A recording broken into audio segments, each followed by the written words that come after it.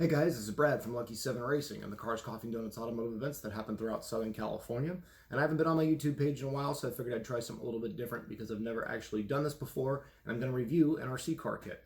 I have been messing around with RC cars since about the mid-90s. My local track here in San Diego called SDRC Raceway has recently gotten into parking lot racing along with their permanent off-road racing that they do there at the shop, and I decided to pick up one of the Tamiya TT01E chassis kits, which is based on the FIA Euro trucks. The one that I grabbed was this one here, which is basically the Fat Fox body. Looks a little bit like a Kenworth cab to me, and figured I'd get into the kit and give this a try. So I basically have this assembled, just about ready to go. I have a few final things I have to do on it. I still have to mask the body and paint it. I have to do the final assembly with some of the electronics and get some of the chassis bracing installed. But let's take a look at what we've got here. Basically, the cab itself is a three-piece, or the body itself is a three-piece. It's got a back, the main part of the cab, and then the main body as well. So there's quite a bit going on here with this as far as masking it and painting it. So I'm going to get into this a little bit later, and hopefully what I have in mind comes out properly. We'll see. I'm not the best painter, but hopefully I can get that to work. Let's take a look at the kit itself, though.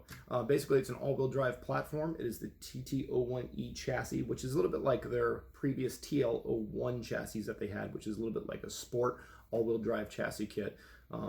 Double wishbone suspension front and rear, along with what's called a friction dampener. It does not have oil-filled shocks, which means you have a little bit less adjustment going on. You're actually out driving the kit and playing around with it. You're not really making adjustments back and forth.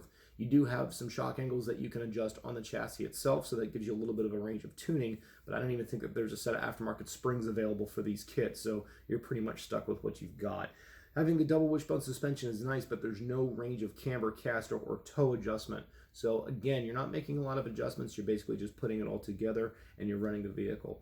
The differentials actually have a planetary styled gear diff within them. They don't have a ball diff. So that's also a nice feature for someone that just wants to go out and have some fun. You don't have to worry about tuning a ball diff or maintaining it. The gear differentials are a little bit more of a durable differential. It's not exactly built for performance. It's designed for fun. And of course you can race with them. They're used in a lot of the bigger RC car kits out there because the power that they put down, they can handle the power. Not putting a lot of power to this, but we'll see how that works out in the long run. That's really all there is to it. It took me about 2 hours to put the kit together. Really wasn't much to it. Like I said, it is good to have a few good tools aside from what the kit comes with. It does come with a simple wrench for doing the wheels. It also had a small Allen wrench with it for the gear assembly, but it didn't have a screwdriver set with it. So it's good to have some smaller jeweler or maybe hobbyist type screwdrivers. I also had a little bit of a bigger screwdriver that I used as well, which I need to use to button up on some things. The body itself, which took me about 45 minutes to cut out, which I was told was probably the hardest part about this kit. It is good to use some curved scissors, which you can probably find at your local hobby store, local craft store, and that helped with getting around some of the intricacies of the body itself and getting it cut out. So that's sort of its own animal. The kit does come with its own motor and electronic speed controller, which is nice. It's a basic 540 sealed can motor. There really isn't very much to it. The electronic speed controller is a nice addition because it can handle both standard brushed motors and brushless motors. Because of today's technology with RC cars, brushless motors of course become more of a thing, and this speed controller can handle it. I'm setting the kit up to run basically box stock in the class there at SDRC. Now what that means is I can't do anything to this kit. I have to run it as is, as it came in the box. I did put a set of bearings in the kit, which is something I recommend. It was about 20 bucks. It was the Fastity ball bearing kit, and it basically took and replaced every plastic and metal bushing throughout the kit and replaced it with a bearing, which gives you a little bit more freer range of operation throughout the driveline and in the steering. So that's a nice touch, and it's worth the investment at 20 bucks. The kit tires are basically a rubber tire with a groove in them. They kind of look like the truck tires that are used on the actual real vehicles. I don't know how much grip these are going to have with them. They don't have any foam, which I may try and put some foam in them because I have some spare foam just to try to see if that helps it a little bit. Hopefully they don't balloon too much under full throttle. That was really the major part of the kit. The only other thing that I kind of knocked this kit for is the battery itself. Now the battery tray is really designed to use what's called a NiCad style battery pack, not really so much the LiPo packs that are more common with today. I was lucky enough to find essentially a battery pack at my local hobby store, which is a LiPo pack, but you can see how it's got the rounded edges on it. Most LiPo battery packs are like this, where they're square. The grooves in the chassis where the battery sits don't really allow a square rectangular pack to fit down in the chassis properly. You can probably cut the grooves out with, say, an X-Acto blade or with a Dremel, but you lose some of that structural rigidness within the chassis, and I don't feel like messing with it and making a mess all over the place. So I've left it alone. I found the battery for about 50 bucks. Maybe it was 60 bucks at my local hobby store, and it was definitely worth the investment. With the kit electronics, I've noticed that there is not a lot of room here. I don't have everything fully installed yet. I'm still messing with the placement of everything. Thankfully, I've got a little bit of a smaller receiver unit that I'm using, but I am using a standard size servo with this kit. So if you happen to be buying one of these for the first time and you're getting a radio system that has the receiver and servo with it, you may not have a lot of room in there with a standard size servo and a standard size receiver plus the kit supplied speed controller. So you may have to move some things around, or you may want to look at getting into a smaller size receiver that has a smaller footprint and a smaller servo, so you have a little bit more room in there. I'm lucky enough to have some room. I'm going to have to play with things a little bit here and see how well I can get this to work. So that's pretty much all there is to the kit. Like I said, relatively easy to put together. Took me about 2 hours to do. Really excited about getting to run it. And I'm going to go and do the final assembly on this, get the body painted up, and then we're going to take it outside. We're going to see what we can do with it and run around, and let you guys take a look at what it's like to run one of these things. All right, guys, here we are. It's day 2. The reason why it's day 2 is because it took quite some time to get the body painted up the way that I wanted to and get all the stickers on it. The paint job didn't really come out the way that I really foresaw it in my head. Unfortunately, some of the paints that I had were a little bit older, and it took a bit to get them working right and masking the body and get everything set up the way that it is.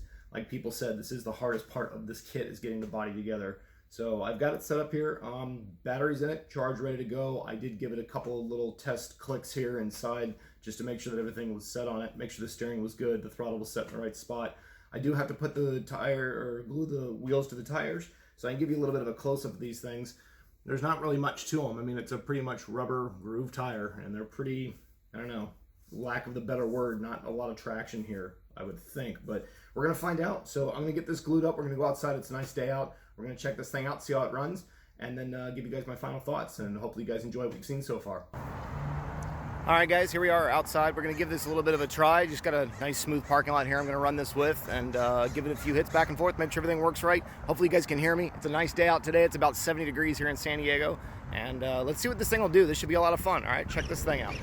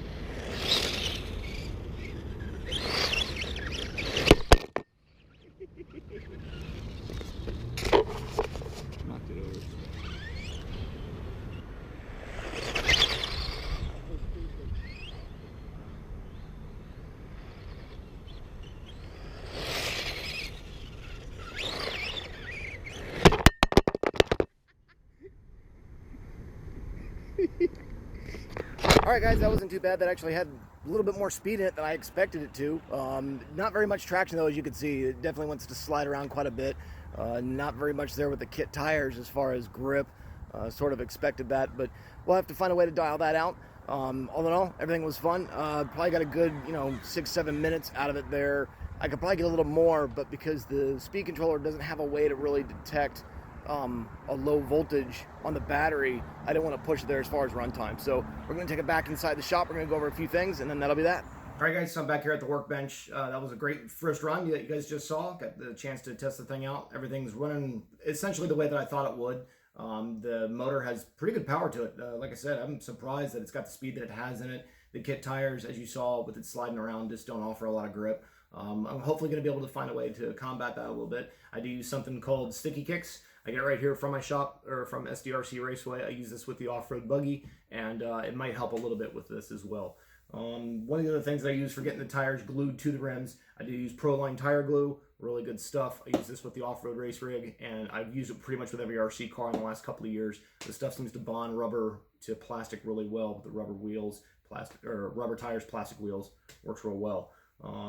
That's really about it. The only other thing that I can note on this, because I do use a LiPo battery on this, and if you do the same, the one that I showed you earlier, be careful with your run times, because I don't believe the electronic speed controller with this has a low voltage cutoff like most speed controllers have for LiPo batteries. So be careful of your run time. Be a little bit careful with motor heat as well, because that can always be something that can create lack of life as far as getting the most use you can out of the motor, and of course speed and performance. Otherwise, that's about it. I'm going to take this thing apart a little bit, get it cleaned up, get it ready to go, and I hope to see you guys out at the racetrack. This is Brad, Lucky Race 7 Racing, Cars, Coffee, and Donuts, automotive events throughout Southern California, and I'll see you guys at the racetrack.